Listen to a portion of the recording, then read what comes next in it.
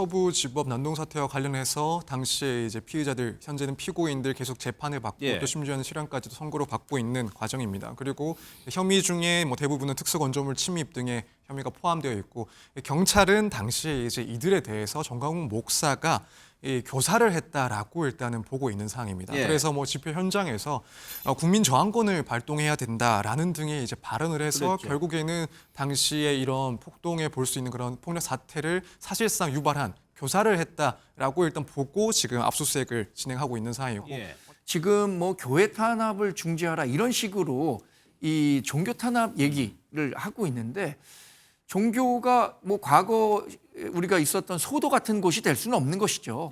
현행법과 관련해서 위반한 사항이 있다면 종교 단체도 법의 처벌 대상이 될 수 있기 때문에 저런 식으로 이렇게 화제를 전환하려고 하는 것은 옳지 않다고 봅니다. 저는 전광훈 목사가 지난 여러 논란의 중심에 있었잖아요. 서부지법 난동 사태 배후 의혹을 받고 있죠. 정광훈 목사에 대해서 이틀째 압수수색이 벌어지고 있습니다. 영상부터 보겠습니다. 포렌식했다는데 맞는데요? 8시 반에 종료를 다 하고 해산했기 때문에, 그리고 이 서부 사태의 진입 사건은요, 그 다음 날 새벽 3시에 일어난 거예요. 그 사람들은 나는 전혀 모르는 사람들이야. 내가 이제 설교하고 로비에 나가다 보면 나한테 목사님 안녕하세요 하고 인사할 정도지, 우리 교회에서 특임 전사를 임명한 적도 없고. 안스 목사 정강훈이네. 누구야? 너 일로 와. 이 자식 일로 와, 일로 와. 이 자식이 말이야. 뭐라고 이 자식아? 이 자식이 말이야, 정신.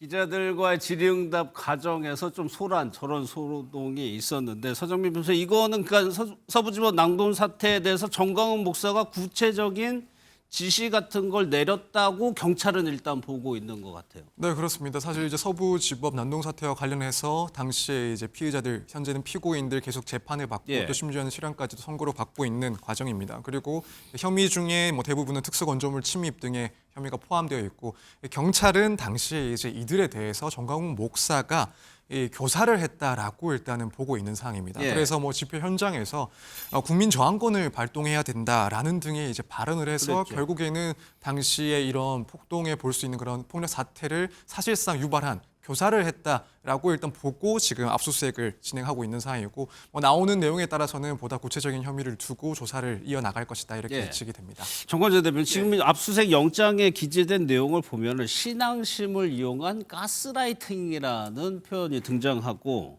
지시에 따른 대가로 금전적인 지원을 하는 방법을 썼다, 이렇게 돼 있거든요.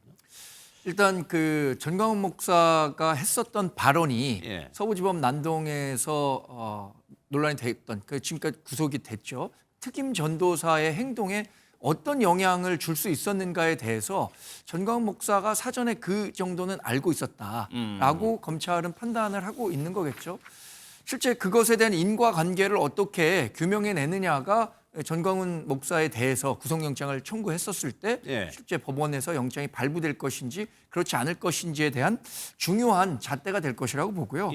지금 교회 탄압을 중지하라 이런 식으로 이 종교 탄압 얘기를 하고 있는데, 종교가 과거 우리가 있었던 소도 같은 곳이 될 수는 없는 것이죠. 현행법과 관련해서 위반한 사항이 있다면 종교 단체도 법의 처벌 대상이 될 수 있기 때문에 저런 식으로 이렇게 화제를 전환하려고 하는 것은 옳지 않다고 봅니다. 저는 전광훈 목사가 지난 여러 논란의 중심에 있었잖아요. 분명히 법적으로 처벌받을 여지가 있을 것이라고 생각하기 때문에 검찰이 압수수색도 하고 수사를 하고 있다고 생각하는데, 그것에 대한 법원의 판단은 기다려봐야겠습니다. 오늘 추가 압수수색을 진행하면서 금고가 발견이 됐다고 하는데, 열어봤는데 그 안에는 아무것도 없는 상황이 됐습니다. 그럼 서정민 변호사님, 이게 결론적으로 서부지법 난동에서 배우가 정광훈 목사다 이 연결고리를 찾게 되면은 실제로 처벌이 가능하다는 얘기죠. 네, 그렇습니다. 실제로 이제 범위를 일으키게 만들었다, 교사를 했다라는 점이 인정이 되면은 당연히 처벌이 가능하고 예. 일단 지금 상황에서 예측 가능한 그 혐의 자체는 특수 건조물 침입 교사 혹은 나아가서는 이제 특수 공무집행 방해 교사 정도의 혐의가 포함되지 않을까 일단 예상을 해볼 수가 있습니다. 그리고 이제 나아가서 실제로 결국 가스라이팅의 방법 등을 통해서 교사를 했다는 점이 입증이 되면 사실 이제 상당히 중형이 좀 예상이 되는 그래요? 그런 예. 상황이 아닐까라고 예측을 해볼 수가 있는데 최근에 사실 쭉 해서 계속 그 당시에 폭동을 일으켰던 이 주범들이 실형을 선고받고 있는 상황이기도 합니다. 근데 그 중에 지금 그 19살 남성 중에 한 명, 그러니까 당시에 현주 건조물 방화 미수까지도 포함을 해서 이제 처벌을 받은 예. 이 사람 같은 경우에 이제 징역 5년의 실형을 선고를 받았습니다.